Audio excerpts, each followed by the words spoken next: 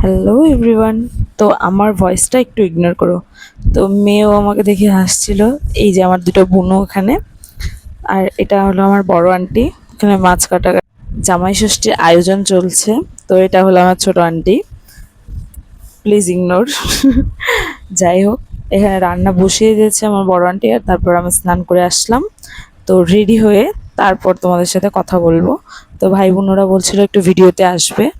তারপরে যে শাড়িটা পরে নিয়েছি, তারপরে এখন হলো ফেস মেকআপটা রেডি করে নিই, তারপর দেখা করছি। তো তারপর রেডি হয়ে গেছি এখন জামাই ষষ্ঠীতে খাওয়ার জন্য। তো আমার লুকটা কেমন লাগছে তোমাদের প্লিজ কমেন্টে জানিও।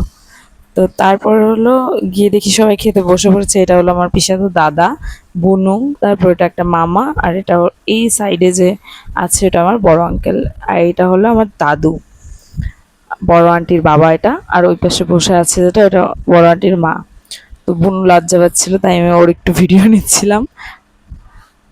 তো আঙ্কেলের দ্বারা খাওয়া দাওয়া করছিল, তো আমি বললাম আমি একটু ভিডিওতে এসে যাই, দাঁড়িয়েছিলাম। তারপর এই যে শুরু হলো জামাইয়ের খাওয়া দাওয়া।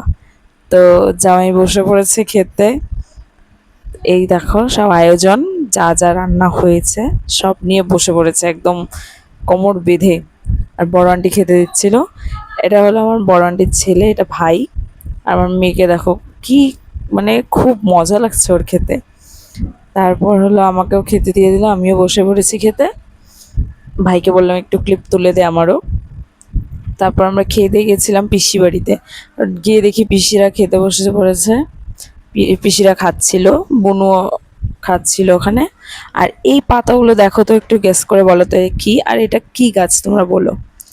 তো এখানে বড়মশাই আর মেয়ে বসে আছে, মেয়েকে একটু আমি সামনে গিয়ে ওকে ডাক দিলাম।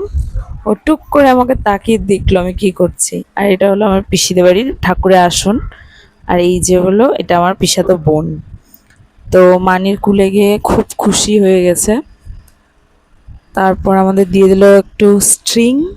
আর হলো বাড়িতে এসে দেখলাম পাশের বাড়ি একটা পিসি এসেছিল। তো এইভাবেই সারাদিনটা কেটে গেল। Thanks for watching, by.